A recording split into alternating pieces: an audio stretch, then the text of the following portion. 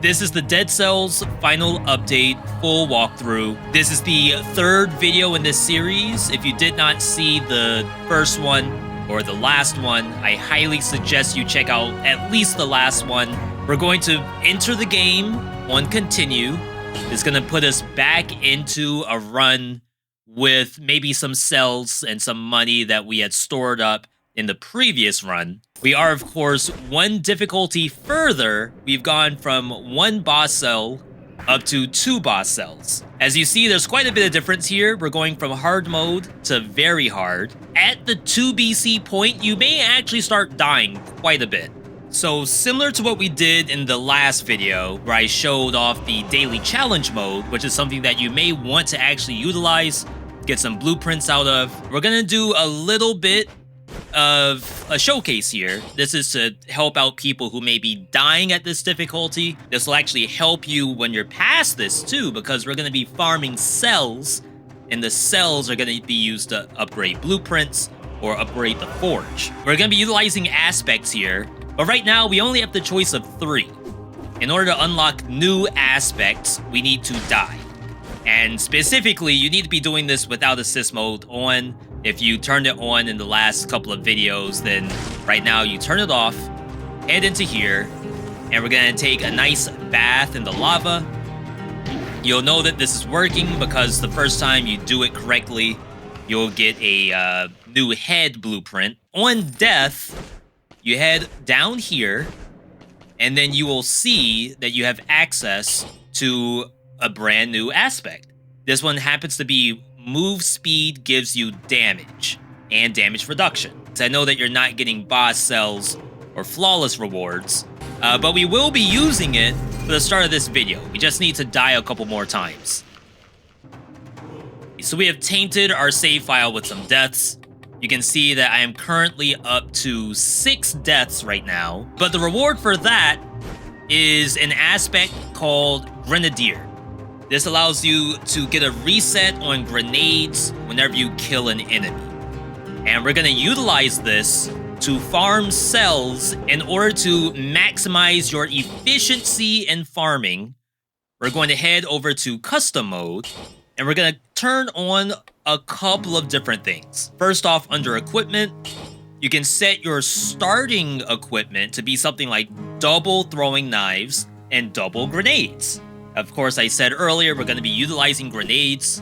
You can head over to advanced options. You can have the maximum number of health pots that you have unlocked. You can make all weapons and skills legendary. Of course, the starting ones I don't believe can be legendary. We can give ourselves the same type of weapon and skill, because normally you can't equip 2 of the same thing. We can make it so that the health fountain never breaks. Curses that we stumble across will never kill us, it'll leave us at 1 HP. Unlimited ammo on those throwing knives is actually extremely strong. And then finally, we're going to turn on a couple of things down in gameplay modifiers. First off, there's Hitchcock, birds everywhere, and then sharpshooters. And that's going to spawn more monsters in every biome. So we're going to spawn in. You see Hitchcock and sharpshooters are active. We head down here to activate Grenadier. You can see my throwing knife has infinite ammo. It actually doesn't have an ammo indicator at all, which is kind of interesting. So we're gonna run through, and I'm gonna kind of show what it looks like to be able to play with these active. So I can throw a grenade and just start killing monsters. Now I know there are some monsters here that you don't recognize. We'll try not to worry about that too much. I am going to go tactics. You could go with whatever color you want. The assumption is that you will actually have a legendary version. You can kill whatever you want, as many as you want. So long as a monster dies from the powerful grenade, there is almost no chance that you will not kill stuff. When you open chests, you'll find legendary items. You could choose to swap, but I would highly suggest focusing specifically on farming cells, not going for something that looks fun. Not that I'm not having fun here, but we're on a mission. Now, because you're going so fast with efficient cell farming, you may get both the time door and the kill door. That's not typical for me. It really only happens here. Each door gives you cells. In fact, the time door even has a blueprint. While you're doing this, you're actually able to get new blueprints. I know that the aspect said that you cannot get flawless rewards, you can't get boss cells, but blueprints are on the table. So that is something that you can always utilize. This is very tempting, so I will actually grab it, funny enough. I just happen to know that that's a very strong item. So as I said, you can spin these cells in any way you want. This is purely to unlock new blueprints or to do the forge. Now the forge isn't going to show up just yet. If you wanted to invest everything in forge, then don't put anything into the collector.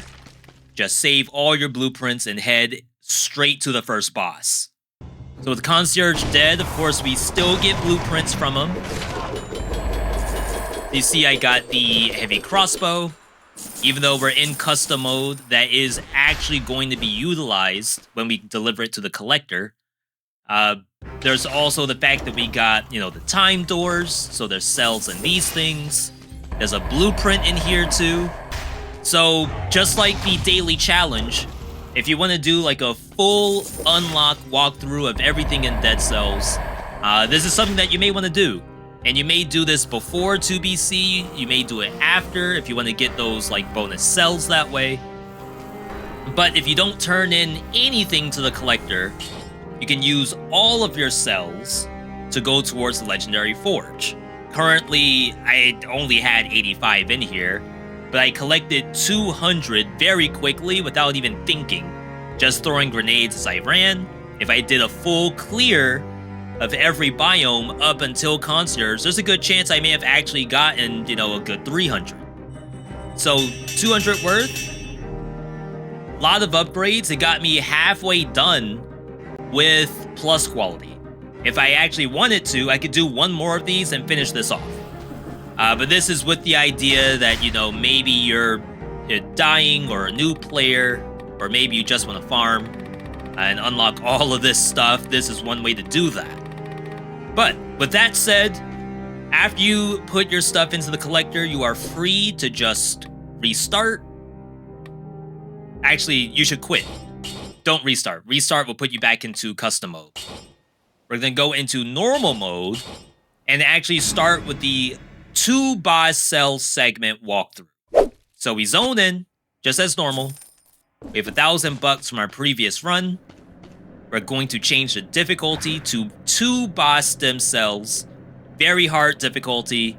Removes all health fountains, replaces them with a single flask. New cursed mobs can now spawn in up to 2 biomes. And of course, we can get the next boss stem cell. So let's load this up. Something seems to have changed. Now, of course, you could run an aspect, but of course you will lose out on your next boss cell and a few achievements. This thing is new. This is for the crossovers, because this is, a popular game. It's had lots of crossovers with other indie games. So we're gonna see a lot of stuff as we go. There are some clues in here on how to unlock some of these, but some of them will just show up, and if it does, I'll maybe try to do it if it doesn't take up too much time. As you see, there are a lot in here. Katana Zero, Risk of Rain, Slay the Spire, they got them all in here. We do have starting random melee, but that's it. On 2BC, we will have new monsters, so be careful of those. Rats are still here. Zombies are still here. But this guy coming up, I believe we saw him in the ramparts, but now he will show up in prison quarters every single time. We have these things here. This was, of course, in our boss cell farming, but we didn't care about it because we're killing them all for free. This is the Inquisitor. It fires out a bullet. Off-screen indicator is highly recommended here, so you know a bullet's coming. You can, of course, parry the bullet. There's also that thing walking around. That's called an Oven Knight. The Oven Knight is pretty dangerous. He has a shield. When the shield breaks, he goes berserk. It always rushes at you and does 2 axe swings. So remember, at this point in Dead Cells, you need to start thinking about what these monsters do. Our first shop here has something called a ruby key. This is part of the crossover stuff. It's for a skin, I believe. And it's going to start eating away at your shop, similar to how Slay the Spire does it, if you want to fight the heart in Slay the Spire. This thing happens to spawn crystals. This is a completely random elite ability. You have to destroy the crystals in order to fight the elite. Keep in mind, most elites don't get stun state from attacks. We did get another key. That is one of 3 keys that we're going to need. I'm gonna sell that off. The dodging does Toxic Cloud. It's cool. I'm not gonna say that that's the reason why we're gonna be collecting tactics right now. Oh, see how this thing blocked my first attack? It's very dangerous. I dare say that's gonna be like one of your first deaths when it comes to 2 BC. One of many, of course. Do not ever feel discouraged if you die in 2 boss cell difficulty. Everyone does. As we continue, there is an ice grenade that I could pay for, but I'd rather not. We still can't do that mechanic yet. However, we will have some progression in a little bit. Let's do another, little test to show, how we might want to fight things. So this thing always tries to charge or axe you. If you parry, it's extremely easy to get a parry on that monster. You almost don't even have to wait for the exclamation point. A lot of times, if that thing is right in front of you, it will attack you within enough time that you can do the parry. Is that 100%? Maybe it's 95%, but it's highly likely. In fact, that's one of the first monsters that I would recommend learning how to parry, which will help you with your timings. Now, this is something right here. Use the rune.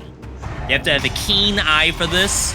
Of course, we did have this show up in one of the earlier videos that the YouTube comments wanted to point out. But we'll see it here. So you stumbled upon a rift. Bet you'd like to take these little beauties with you, now wouldn't you? Well, if you decide to take them, getting out won't be anything like getting in. Good luck. So, every time you find a challenge rift, it always has a bonus power scroll in it. This allows you to pick any stats, so in case of being the highest scroll count you've ever seen, it's likely utilizing challenge rifts. It always has an amulet inside. If it happens to have double jump on the amulet, I would highly suggest taking it. And then finally, if you have any blueprints that are unlocked in here, those will show up the first time every time until there are no more blueprints to find. Challenge rifts are a series of jump puzzles. There's spikes everywhere. There's spike balls everywhere. There are no monsters to fight. It is only platforming. There are many, many, many combinations. I will not say that you will get through this flawlessly every single time. However, as you start to, learn Dead Cells, you'll start to recognize some of these patterns, in which case it won't be that difficult. Just remember, some spikes are triggered, some spikes are automatic. There's a lot of things to think about. I kind of rushed through it, but just look, analyze the situation, and then go. We're gonna continue. I'm getting an awful lot of red stuff, brutality stuff. However, I would like to make this run tactics if I could help it, been dead for a while, so she's toast. There's a little bit more biome to discover here. Here's yet another item that I'm not going to pay for. But one thing you can actually see, notice how it has an aura surrounding it? Not the red-green, but the blue little swirly going around it. That's a plus item. So we did upgrades to the forge. We now have plus showing up 55% of the time. That was a plus item. If it was plus plus, that would be a red swirl around it. If it was S, it would be yellow or golden. Now, one other thing to recognize when playing Dead Cells is prisoner quarters always has a couple of exits. There is Promenade. Promenade has no additional mechanics to get to it. You can always get to it. Toxic Sewers always is Vine Room to get to it. And then, of course, we have the DLC route, which happens to be the Teleportation Rune, or Castle Outskirts, which is down there in the Fog of War. I'm going to keep going to maybe see if I can get 30 kills. Oh, or we can get a weapon. This is why I always recommend doing full clears, because there's a high chance that you're too weak because you're not fully exploring the map and getting the stuff that's on the map. Let's get our cheese and then head into the next area, which in this case is going to be Promenade. Now, as I said before, Dead Cells is not only a roguelike, but it's also a bit of a Roguevania. So we have progression to do. In this case, we're going to be doing Promenade to access a new area that we haven't seen yet. Took us a little while to get through that, thanks to the challenge rift. We have 33 cells. We're going to start pumping not the random starter bow. I actually kind of wish I didn't do this. Instead, there's something down here called recycling tubes. This, by far, mandatory. You absolutely want to unlock them. Level up our electric whip. We will once again take Igdar Oris, aka YOLO. We can sell the flask. You can see that we did not get a full fountain here. We only got an individual flask, but I'm full, so we can sell it. Promenade still has this section up here, but since we already got the blueprint, it is currently empty, and will always be empty, but it will always spawn. We have some traps to go through. You may have seen Promenade multiple times at this point. Electric Whip does a very good job here because lightning actually does critical damage in water. Water is conductive to electricity. That is, you learn that in physics or do you learn that in chemistry? Either way, it's science class. Science class 101. Now, as we go through, I will be killing everything. I think we may have seen a new monster. No, we've seen that monster in the clock tower. So we now have those dark stalkers. These actually spawn in Promenade now. Very important to keep that in mind. It's not really that scary of a monster.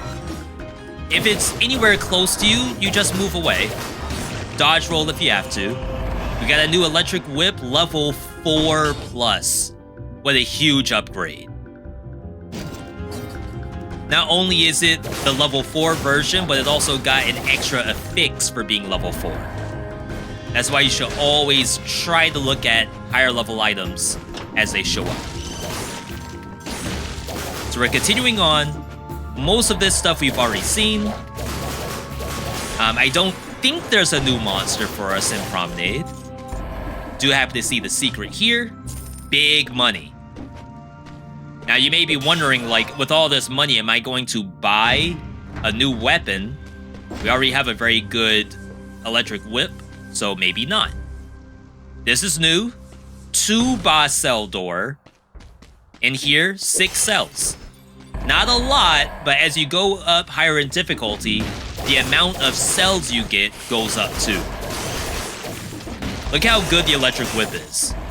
Electricity in Dead Cells is a status effect. Oh, wow. Similar to fire or poison.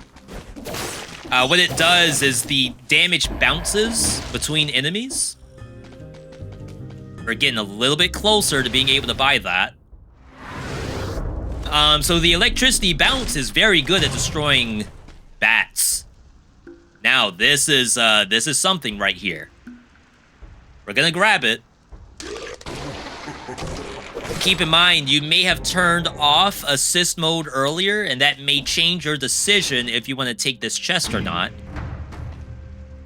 This we will not take, even though it's a very nice blood sword.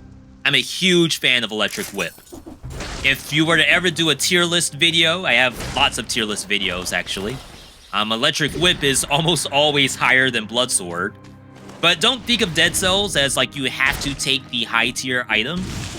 Sometimes you take things based on how useful it is. In this case, I would say Blood Sword, not very useful. We're being very careful with this curse. Making sure that we don't make a mistake. Throwing grenades, pressing literally every button to get these 5 kills.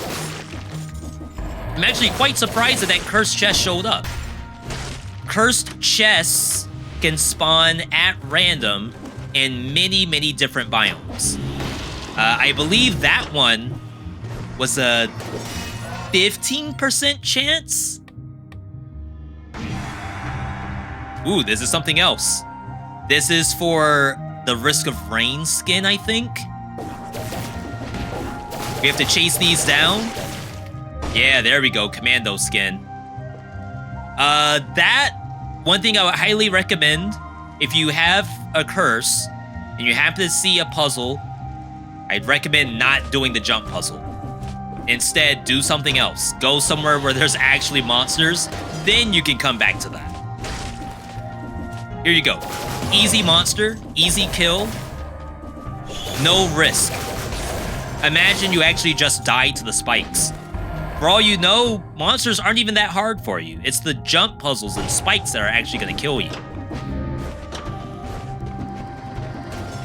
In some cases, a curse might be on a biome with lots of spikes. And that may be a biome that you don't take the curse at all. Oh, we can actually do this now. Though I think this may be DLC. Oh, it's not. It's a shop. We're gonna skip it, though, because I already showed you we need $10,000 to get that ruby crystal. If we don't get that ruby crystal, it will show up in every biome until we actually finally grab it. Now, we did already get our blueprint for this map. Technically, I don't have to kill everything, but we are getting double the cells in 2BC. And I'm strong. It's not like they are very difficult to kill. We got our $10,000. Let's head to the shop. This is our last key. When you get all 3, you unlock the ironclad outfit. Now, also, while we're here, this thing's glowing. If you stomp on it, or maybe talk? Oh, yeah. Okay. That unlocked the Vorpan. I'm gonna grab it just in case and then get rid of it. But Vorpan is now added to our total blueprints and weapons unlocked. I don't think I have to actually unlock the Vorpan myself, but we'll see once we get to Collector. Here's a scroll. You can put the points towards Tactics, which happens to be the thing we're leveling up. Tactics is known for doing a lot of damage, but having a very low health bar. The health scaling starts off a lot lower. I think it maybe started at 45% or something, compared to Survival that started at 70%. However, a lot of the mutations for Tactics all give you damage, in some cases for very free, like just being far away from a monster, or throwing out a trap. So that's why we like to say that Tactics is a lot more damage focused, because the mutations are very good for damage. Brutality, we would say, is sort of the mid-tier in terms of health and damage. Though to be fair, everything can do damage if you really try. So, we cleared as much as we could. There's a lot of areas we cannot access, and then that's the electric whip I started with. We're not gonna go up. Up leads to ramparts. Instead, we're gonna go this way, utilizing the new teleportation that we have to access a new area. This is a lore room. This room always gives you food every single time. So again, if you're using health pots a lot, you may be missing out on free healing like that. So let's head over. New area, the Ossuary. Ossuary could very well be the first place you die in 2BC. Couple of reasons why, we'll see in a second. We did get 60 kills, 20 cells for that. These items are plus in here. And we're gonna take the plus wolf trap. Very, very good for us. Otherwise, maybe the cudgel as a shield, as long as it can parry, it's doing its job. 71 cells to go towards the recycling tubes. Upgrades, plus on the electric whip. That's really good. We do want to get rid of this grenade at some point. Mutations, I'll be taking Tranquility. Bonus damage while there's no enemies near you. Sell off the flask. Bank showed up, but this is a situation where we have progression. Progression from Ossuary. We cannot do the bank. We'll be missing out on what the Ossuary is going to offer us. We are now in the Ossuary. We have the Thorny. We have zombies.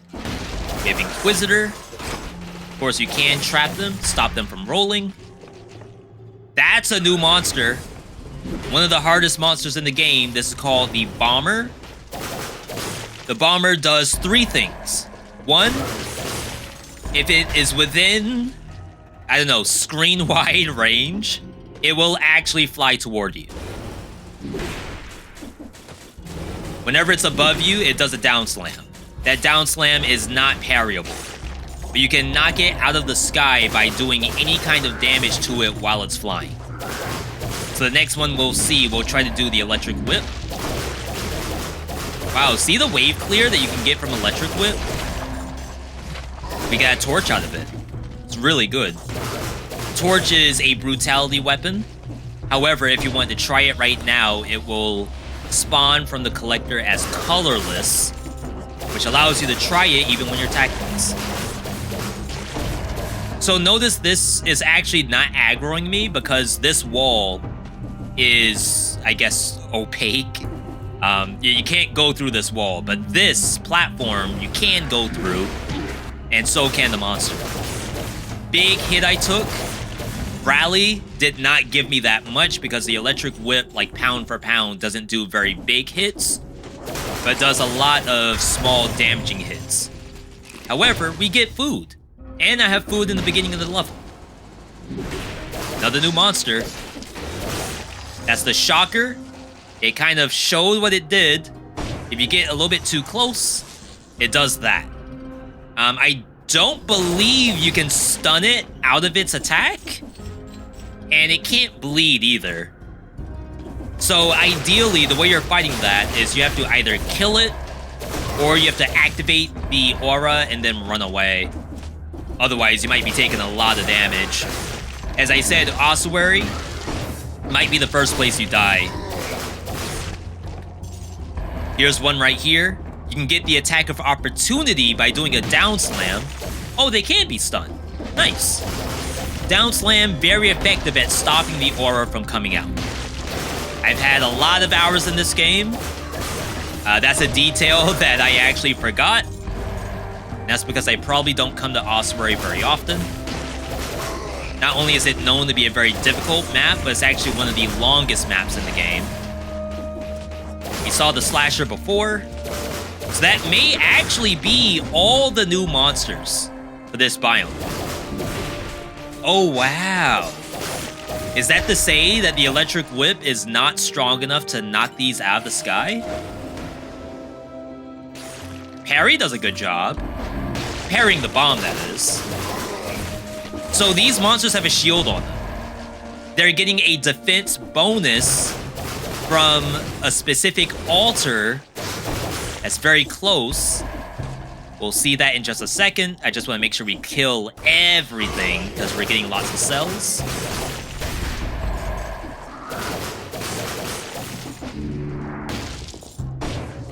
Remember, if you break this, you get cursed, so be very careful on how you do this. I'm hurt very badly.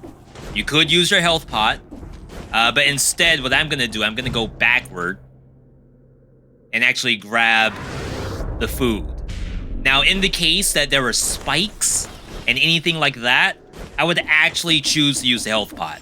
I would rather use my health pot than risk running by spikes just to get this free food. However, this was very free. You can even use your head to grab food if you want to. For example, it may be out of reach. There may be a monster on top of the food and you don't want to fight the monster. We did kill the shocker. So that's what we want. This is a legendary item on an altar. And it's surrounded by a lot of stuff. And can you believe we actually got the legendary like and subscribe? You know what to do here. Leave a like on the video, subscribe if you want to see other roguelike games, and we'll reveal what actually showed up here. It's a legendary Vorpan. This happens to have the burn effect.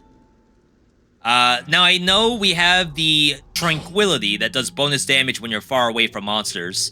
I know you kind of saw what kind of damage we were doing.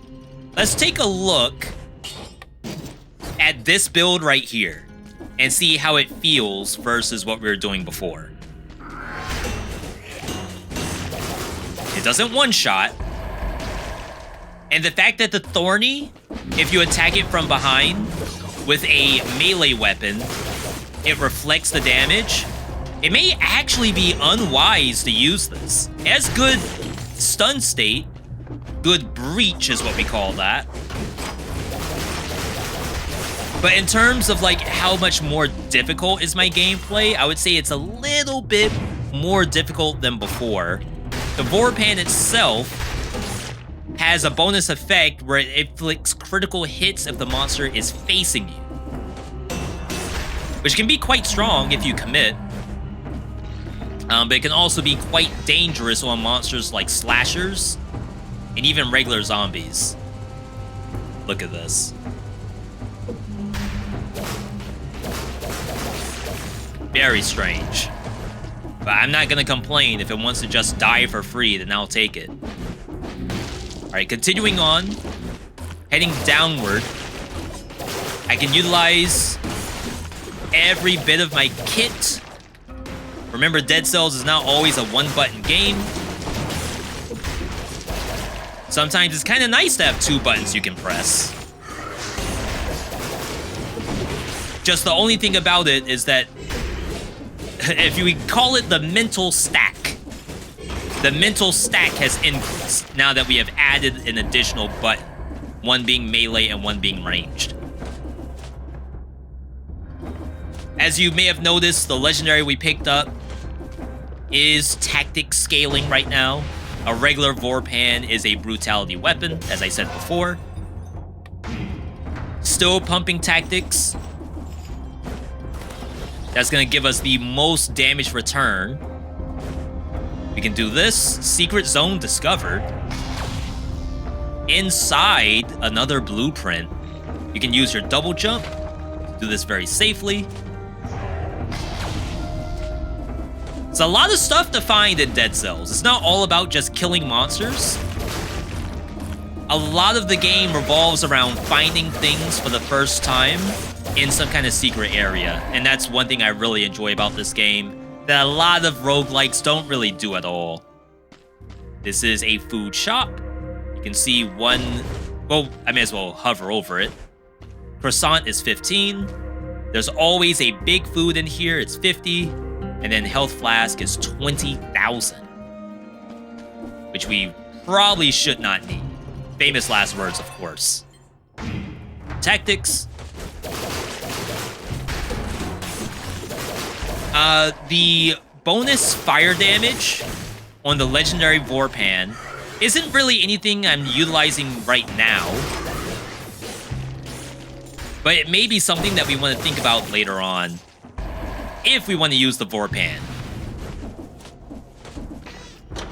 As you see, the biome is pretty big. We're still not done. More scrolls. They give you plenty of scrolls in this area. We're getting the 65% health from brutality. As you see, my HP, it looks pretty low to me. Wow, that thing saw me through that little hole in the wall. Good for you. Okay, so one thing I do want to illustrate for the Inquisitor. Inquisitors are very good at punishing you from doing a down slam. If you were to do just a blind down slam, you might land on the bullet itself. So one thing I like to do is I like to bait out the shot and then try to down slam whenever I can. Chances are the Inquisitor will jump out of the way. It's very, very cool. But if you were to just down slam straight above it, chances are it will probably shoot you. Alright, clearing out all of this. Our Vorpan's getting a lot stronger. It's enough to kill a slasher without it attacking me. And that's like me kind of testing the waters. But if the slasher has started its attack, I'm not going to contest the front of it. There's no reason to like, oh, because I have Vorpan, I have to attack the front. It does plenty of damage even behind the monster. Of course, some monsters do not have a face at all. This thing does not have a face. But look at this setup. Inquisitor below it. The Inquisitor actually sees me. That's why it's jumping backward. So if I were to jump down to the Shocker, I will likely get shot by Inquisitor. If I go for the Inquisitor, I'll probably get shocked by the Shocker. So what you can do, you can use your head. It's going to take me only one to kill the Inquisitor. Much safer to do that. I wouldn't recommend doing that in every single instance because that's going to slow your gameplay down massively, which in turn may make for worse gameplay overall. We want to utilize the muscle memory. We want to like do things on the fly.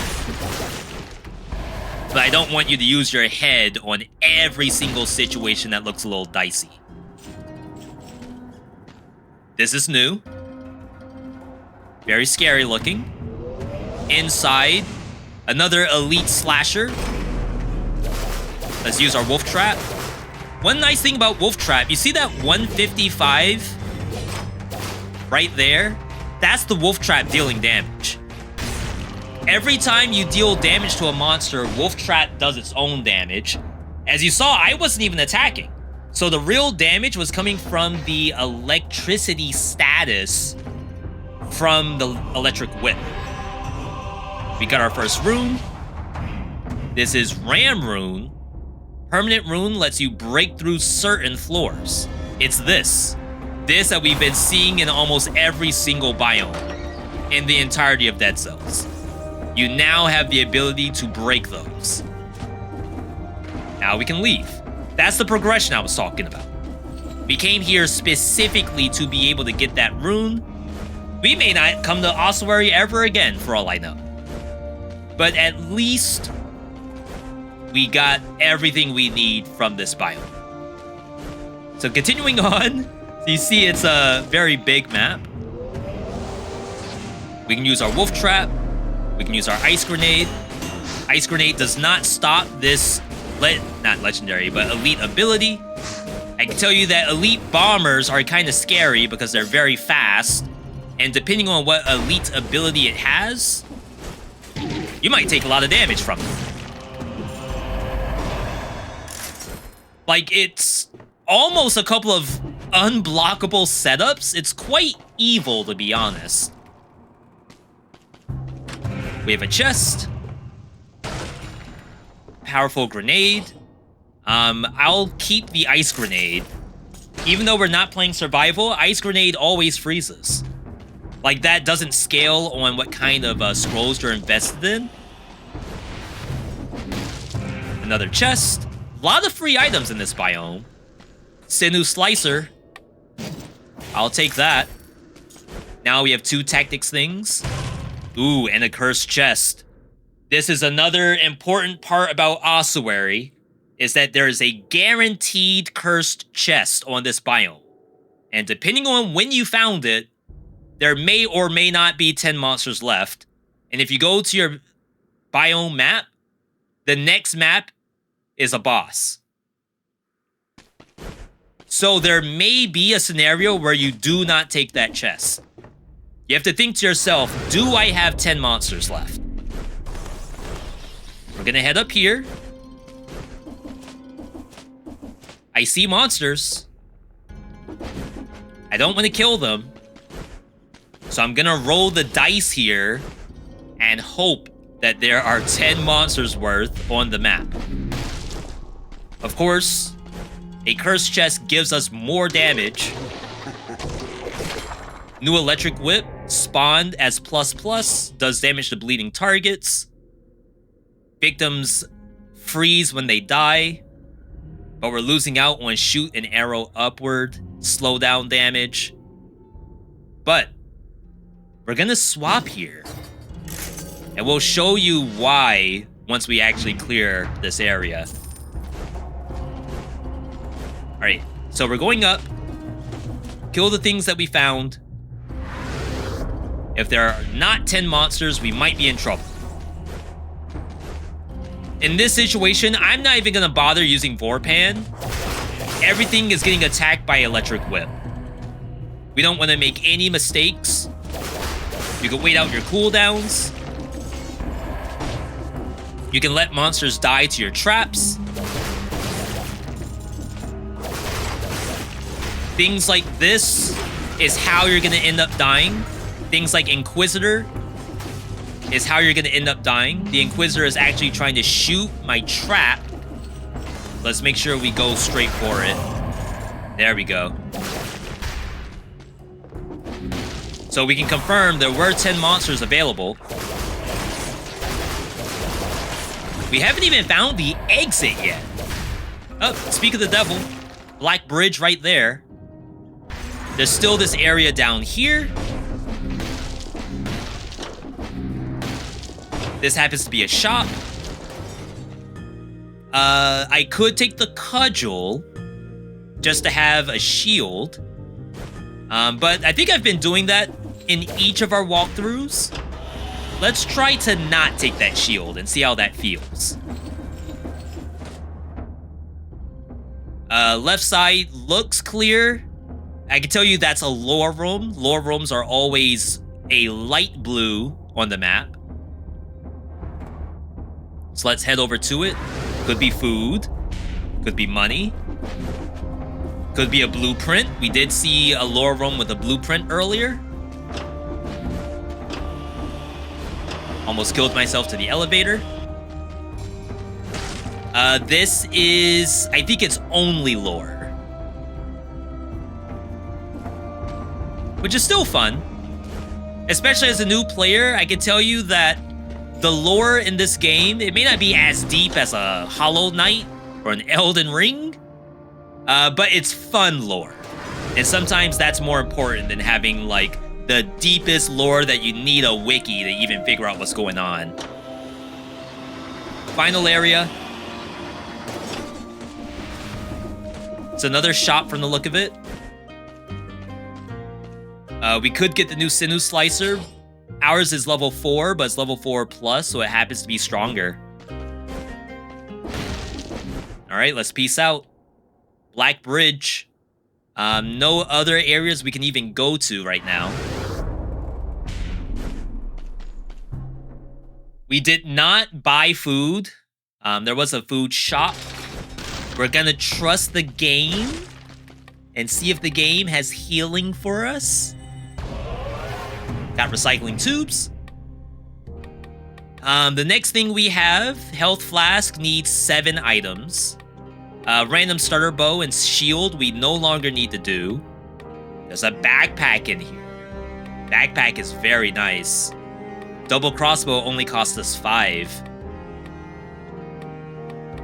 Spartan sandals is also tactics, that's 50. We have a bunch of ranged weapons in here. Very exciting stuff. Mutations, acrobatic pack, crow's feet, both are tactics. And then all of our... we may as well get this. This one cell. Does it count towards health flask? It does! It actually does. So if you see anything that's like $5 or less, maybe you do it. Last 21 is going to go towards backpack. I guess I could have done double crossbow. I'm not going to use it though. Reason why, remember I said we're going to change to the cursed whip? That's because we can actually upgrade it to S. It started off as a ++, so we can actually make it into S. It does bonus the bleeding. That's where a sinew slicer comes in. The wolf trap we got as ++, so that can go to S. And then we're now broke. Nothing we can do. Final mutation, we're taking support. Bonus damage when you're close to a deployed skill. That is... what's a good way to really show what's a deployed skill? Because some things actually you press the button and it comes out, but it's not necessarily a deployed skill. If you go to custom mode, you'll be able to see the full list. But personally, I don't think there's anything that necessarily tells you that it's a deployed skill. You're gonna have to memorize that. We can heal, grab the flask, go to Black Bridge. We might be bullying the boss just to say that. We have a wolf trap to keep it still. We have a sinew slicer to apply bleed. We have our whip, which of course does damage from range. But of course, this thing is not going to just stand there. It will try to do the flaming trail. Remember that your sinew slicer can die. It has a health bar. But if your damage is high enough... remember, we haven't really done much with the legendary forge either, like the blacksmith forge. We're kind of using base stuff. We just happen to get ++ that goes to S. New blueprint, Impaler. Explodes into Toxic Cloud Wolf Quickbow. It's not bad. I'm more willing to play that over the Vorpan.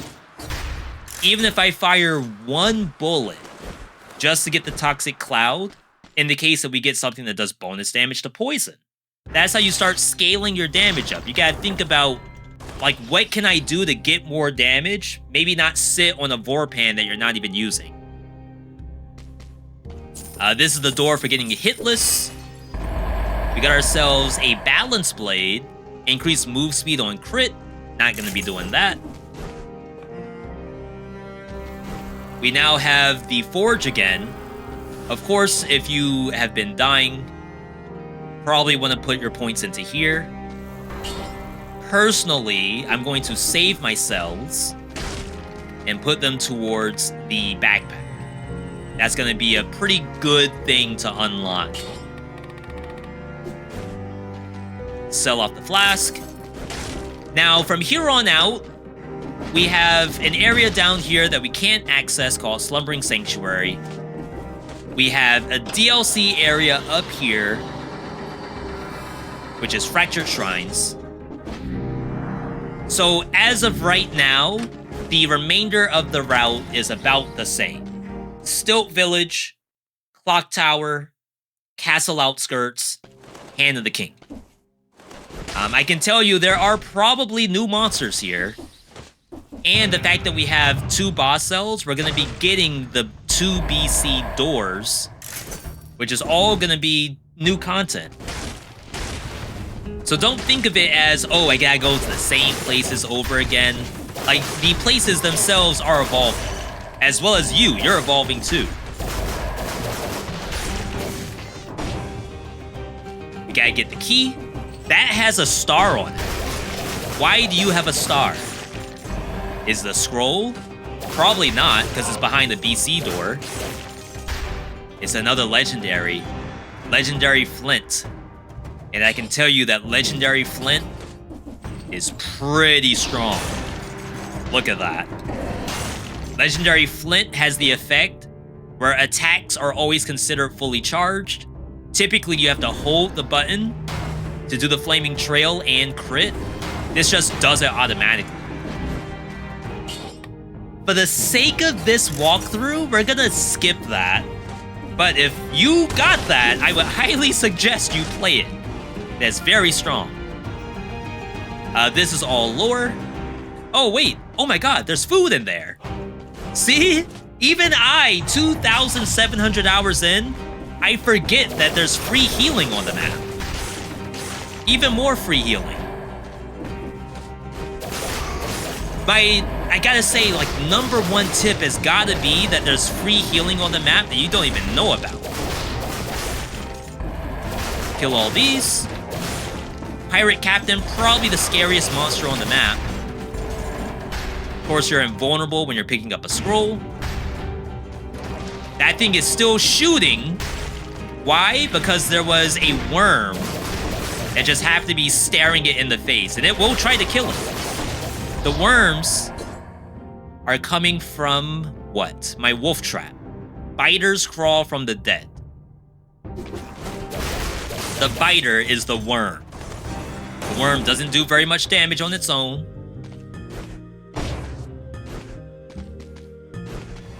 But you can get up to 8, I think. Which, you know, it's a lot of worms, to be fair. Surely that will do enough damage to kill something. Oh yeah, we don't have a shield anymore. So no parries. If you ever find yourself in a scary situation like that, sometimes the door is the answer, but sometimes it's not. The monsters are still gonna be there when you come back. Electric Whip, of course, has 360-degree range. You can attack enemies that are above you, that are below you, just like that. Kind of tickle them to death. That's why I consider it better than Bloodsword that we saw earlier. It's just straight up good. New Sinew Slicer, of course that's going to be weaker. As you start to go through the game, you'll begin to recognize that, okay, I have a plus, I have an S. I know for a fact it's going to be stronger than what the game's giving me right now. You see that I'm not really checking items all that much, and that's just muscle memory.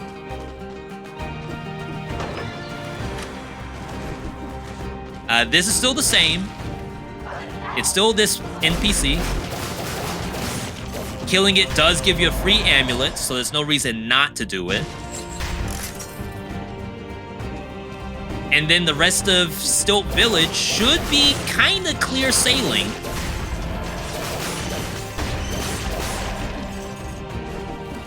Let's head in here. We do need this key to progress.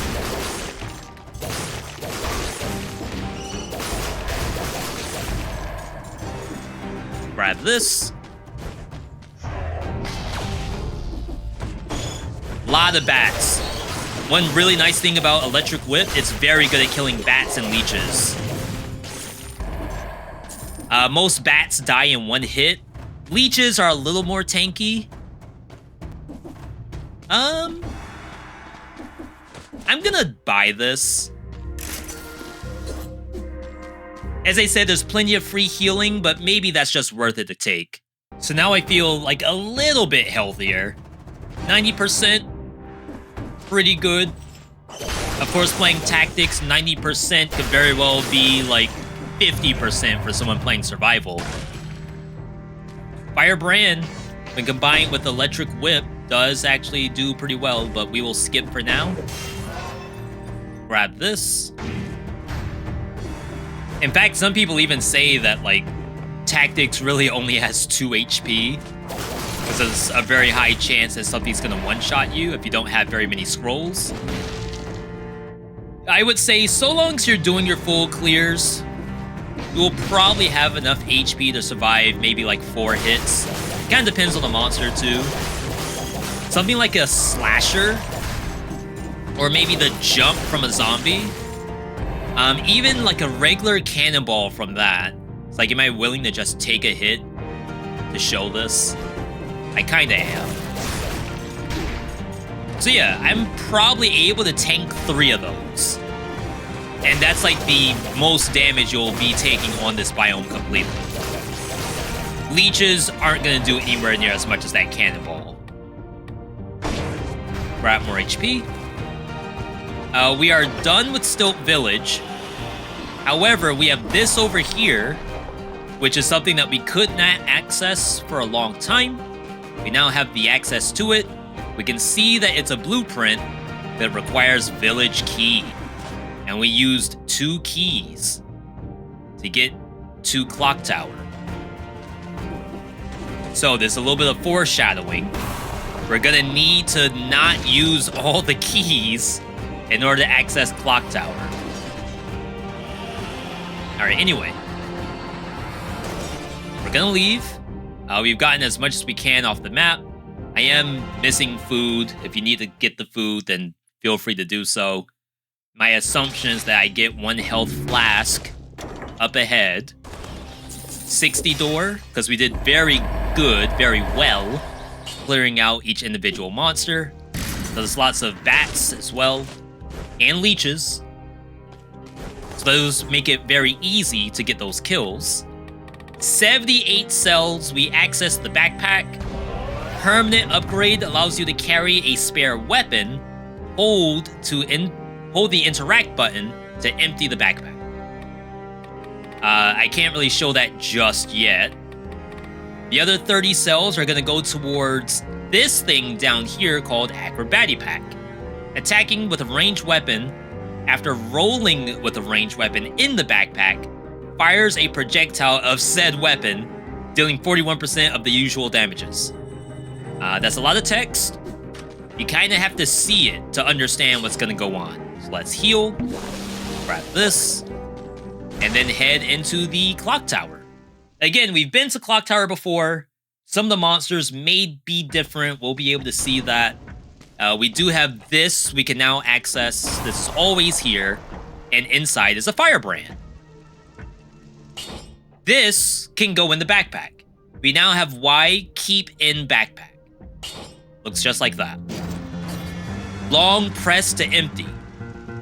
Just like that. So, we can't do anything with that just yet, not until we have Acrobatic Pack. But now, in the case that you find an item that you're not sure if you want to use it, maybe you want to upgrade it later, you can put it in the backpack and then save it for the next area. There's the Oven Axe again, or Oven Knight, I should say. Is that maybe the only new monster from Clock Tower? That could be the case. Everything else we have seen so far. Lore room. This is food.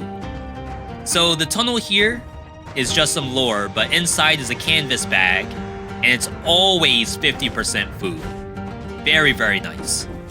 I'm gonna leave that just in case I need the full 50%. Maybe I want to tank another hit to kind of illustrate a point. 15% here. Continuing on. Continuing to level ourselves up. Let's see, looking at the map, we have to go left, we have to go right.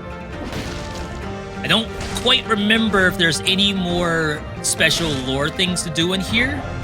We already got that bell tower. I keep thinking I have a shield for some reason. I can kind of show you what it looks like to just use the quick bow. Of course, quick bow has its own special effect.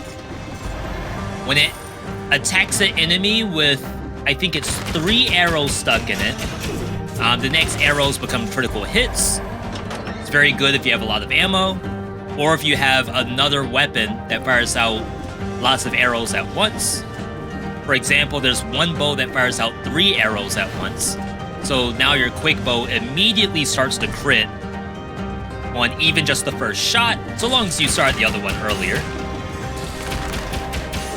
The monsters that get stunned from quick bow, not all of them, seem to help this thing get kills pretty easily.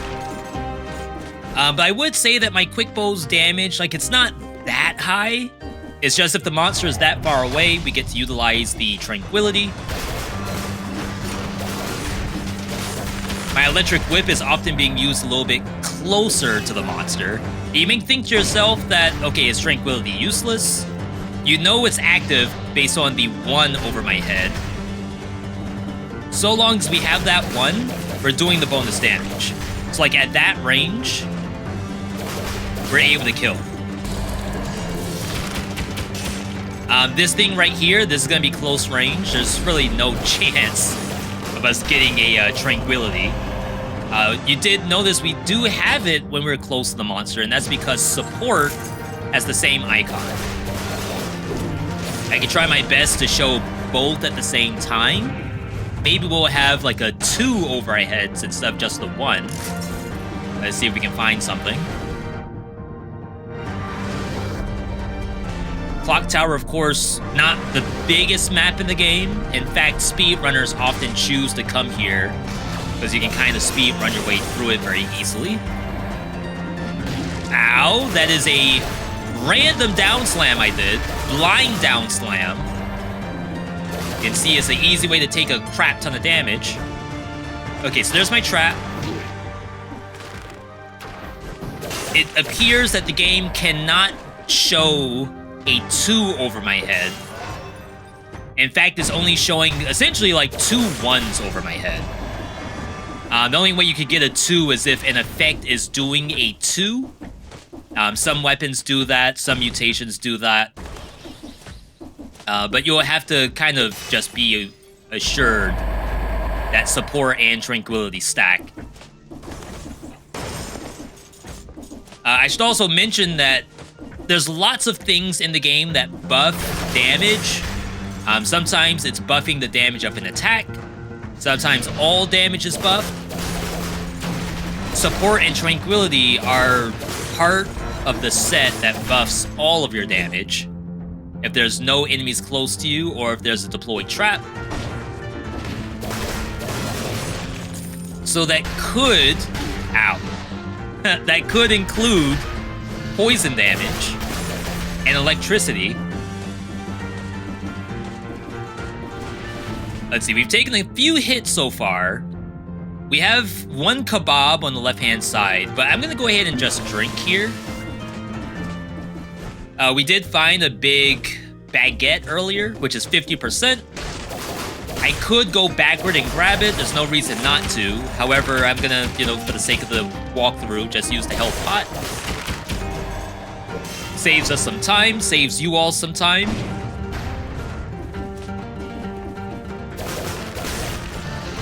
The rest of this should be relatively easy. We've seen these monsters. We got our blueprint. Rare blueprint, ice bow. More cells. Of course, being in 2BC, that is more cells than we would normally find in those little containers. I think we have 2 towers left. Should be this one and 1 more. Now, typically when I play tactics with ranged weapons, I'm only using 1 ranged weapon. Nothing that I would say, oh, because I'm farther range, I want to use this. Because I'm closer range, I want to use that. Because it's AoE, I want to use that. For the most part, and there are some exceptions, tactics weapons will always work. It's just sometimes they work better in certain situations, but it's never like, oh, it will, well, some exceptions. it will not work at all. A lot of those weapons that don't work at all based on range, etc. I often don't use those. It could be a weapon that does bonus damage when you're far away. In that case, I'm never gonna get it off as much as I would like, because I constantly have monsters in my face. If it does bonus damage while monsters are close, I'm okay with that. Because as you see, the way I play, I usually have a monster next to me.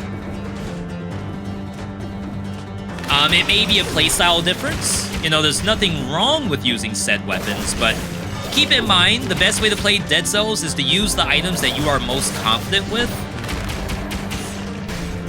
And kind of like learn on the fly what things you prioritize and which ones you don't. Alright, so headed up, here's a shop. Has lower level stuff because we're using plus and S. This is the exit to Timekeeper, the Clockmaker's Key. And with that, we are good to go.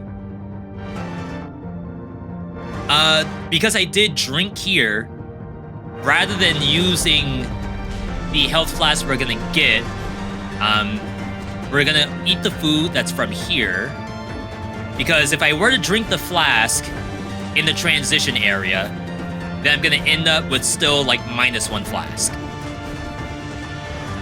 So this is the only way for me to get full HP, full flask uses. In some cases, I may not even need it, but you never know what's gonna happen. When we get to High Peak Castle, there may be brand new monsters we've never seen. Timekeeper may pull off something that we've never seen before. That's where the progression of this game comes in. Always expect to get destroyed. 89 cells going towards Acrobatic Pack. Spot on, by the way.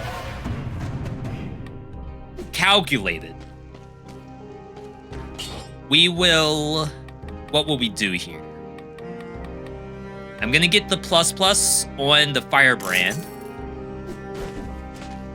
I'm going to reset, because I want you all to see Acrobatic Pack.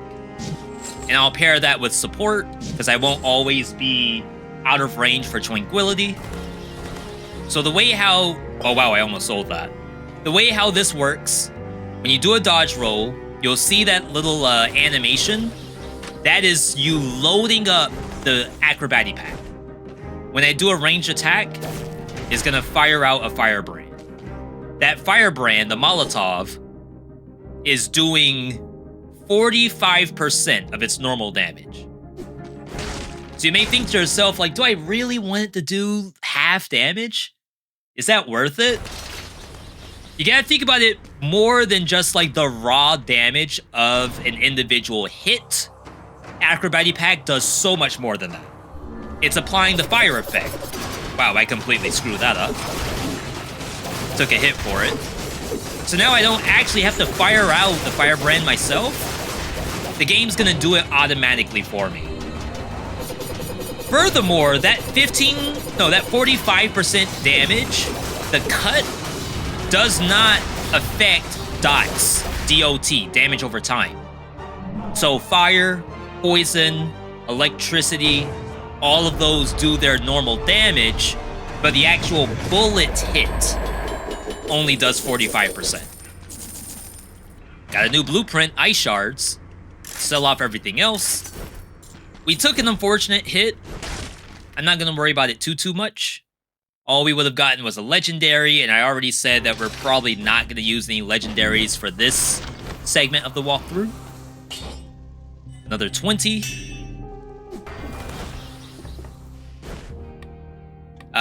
We automatically turn into ice shards, I believe, just by walking past the collector, but force of habit, I always just talk to him.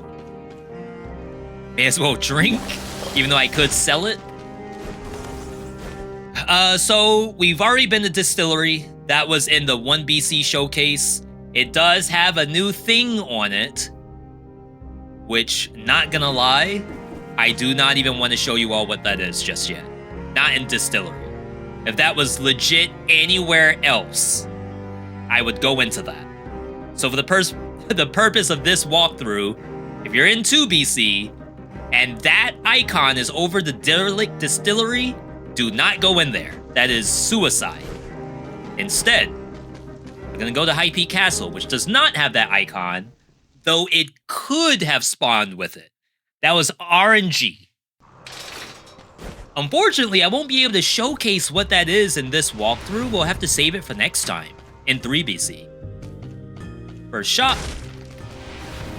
Now this is High Peak Castle in 2 BC. We have these High Peak exclusive enemies. They will always be here. Get used to these things.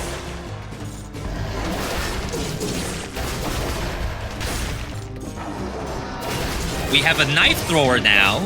I don't remember if the knife thrower was available before. Wow, what a jump. Good job, me.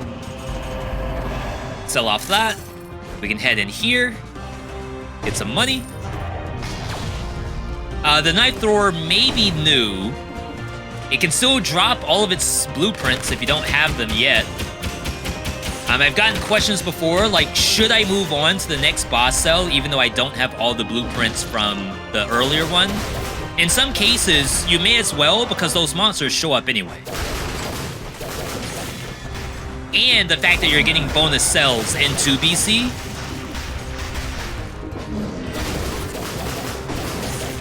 If you were to, farm 1 BC, you're essentially getting less cells.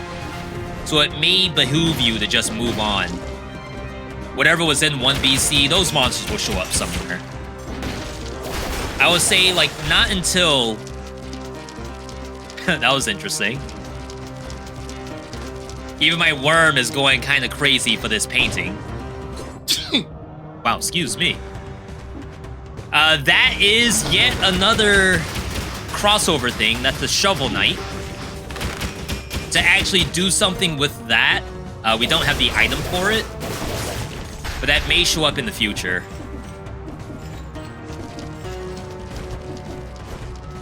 Let's see. So we have this elite. We have seen this before. Quick bow can't kill it. And also it does fire a wave across the ground on the 3rd strike. We learned that in 1 BC, perhaps? So when you're playing range, you kind of want to be at max range against that. I do want to kill the spinny guy. One thing in Dead Cells that you don't really have to walk over to the monsters to get the money that they drop or the cells they drop. Most of the time, you're close enough that that stuff just flies towards you. The only thing you have to manually pick up are the blueprints. That's the first key. We're gonna end up getting 3 keys on this map. Whoa, biters everywhere. Sweet blob head unlocked. Now, unlocking heads is in the same place as unlocking skins. Well, equipping skins, I should say. I think all the heads are unlocked as soon as you get the achievement. Like, you don't have to actually go and buy them, which is very nice. No cells used for that. You can kind of see my damage is starting to fall off a little bit. Not only are these monsters in 2 BC different, but the ones that were already here, they seem to be doing either more damage or they have more HP. Or both. So Quick Bow is using like 10 bullets to kill 1 monster. Of course, whenever I do things like the Acrobatic Pack, we get more damage that way from the fire. We could maybe get like bonus damage to burning monsters. Right now, the Electric Whip is only doing bonuses to poison. No, bonus to bleed. That's what we rolled for earlier. Very nice. You love to see that. So now that we have Acrobatic Pack, you may want to get, the throwing knife that does bleed on hit, or you may want to re-roll the electric whip to do bonus to fire. Otherwise, you're only realistically getting your bonuses in boss fights, because that's really the only time the Sinew Slicer is going to stay on the map for a long time.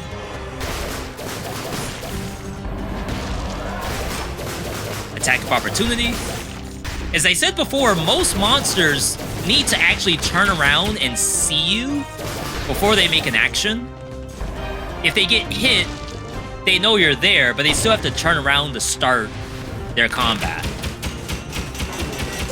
So sometimes I'll get questions on, hey V, like how in the world are you killing this stuff without it actually attacking you? Most of the time, I'm attacking it like right now.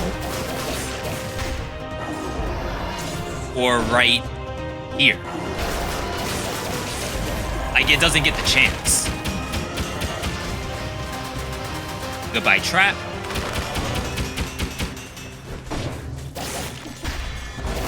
Quick bow, even though it's very satisfying to fire, you can kind of see it takes almost my whole clip to kill anything. In that case, that thing didn't even die. So on a boss, you may end up with no ammo. In which case, how do you get ammo back? We did learn that in 0 BC, it's from either doing a parry or a skill that gives you ammo. My skills do not give ammo. Usually those are grenades that can do that. And I, of course, don't have a shield. So as soon as we're out of ammo on quick bow, that thing is done. We have all the keys. This might be the exit, or it might be the shop. It is the shop. A level 8 Sinew Slicer that covers the ground with burning oil. Oh my god, that is not an item, that's a mimic. That's what we saw in the bank. Once you get through the bank for the first time, a mimic can randomly spawn in your biomes. It's horrifying when it happens. However, you do actually get some benefit. This Sinew Slicer is now level 10. It got 2 extra levels just for being a mimic. It is certainly stronger than my old one, even though it's ++, and I'll be able to make it ++. We have this over here. Requires Moonflower Key. We haven't even seen that yet. Teleport. Lore. I believe this lore does not have stuff. It's just text. Feel free to read that for yourself. We're gonna head... Actually, before we head up, I can kind of see the makings of an icon underneath this teleport. That's actually the Ram Rune icon, which is this that we got earlier from Ossuary. This is new territory. We have not been here before. In Hype Castle, I believe there's always a Ram Rune section that leads to free items. So in that case, if you feel like you're weak, either my quick bow has fallen off, or my electric whip has fallen off, try to look at these free areas. There may be the next item for you. Of course, it's all money right now, but that money might go towards buying something. I guess I should mention, the Mimic, by the way, once the Mimic showed up, that shop is dead. Essentially, the shopkeeper itself was the Mimic, so it has nothing else to sell. We are good on that. Though, as I said before, grenades can give you ammo back. So in the event you really, really want to play the quick bow, consider taking that ice grenade. I would just hate to lose the wolf trap, right? Because I feel like the wolf trap is doing so much more than just getting me some ammo back. Notice that thing wasn't dying while it was spinning. The spin animation actually deflects bullets. It doesn't deflect the electric whip, because that's not a bullet per se. But the quick bow is not doing any damage while it's spinning. One more scroll. Not the last one. I do want to kill whatever's here. 2 things. I don't believe we got the blueprint off this map. And there may not be a 100% blueprint left. But if there was any blueprint at all to be had, we have to make sure we kill everything. Because only one monster on the map will have the blueprint.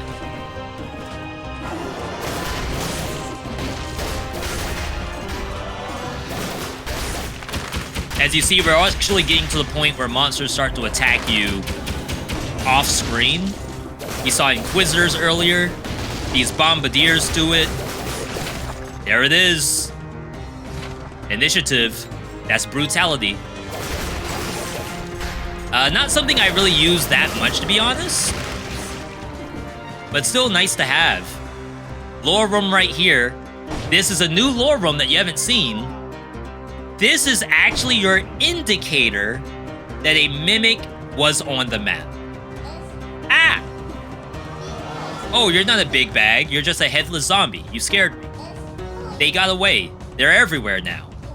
I spotted one in this place. I couldn't kill it, but I managed to escape. It probably changed back to its deceiving form now. Beware. See, that's the indicator that there was a mimic. If you happen to see that, one of the shops on the map is a mimic. Not all the shops, only one of them. And depending on your health bar, depending on how strong your build is, I would recommend doing it. Could certainly, like, increase your power level massively. That thing is hitting us every single time, which is hilarious.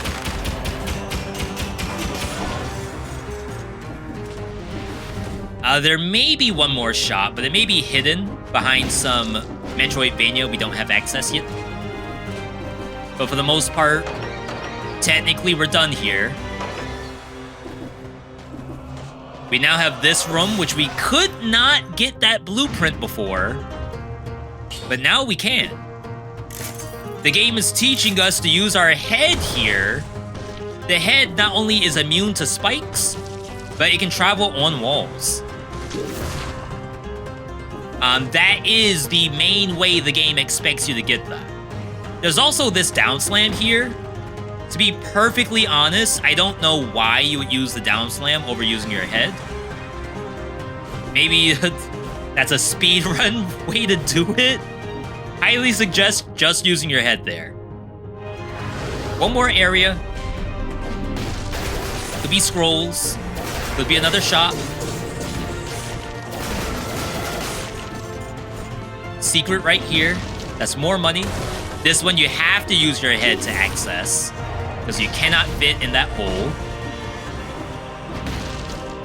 Oh yeah, that's a Metroidvania, alright. We cannot get up that.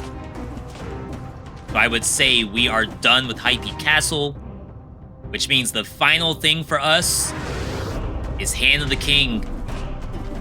And that's the finish line. Grab our food.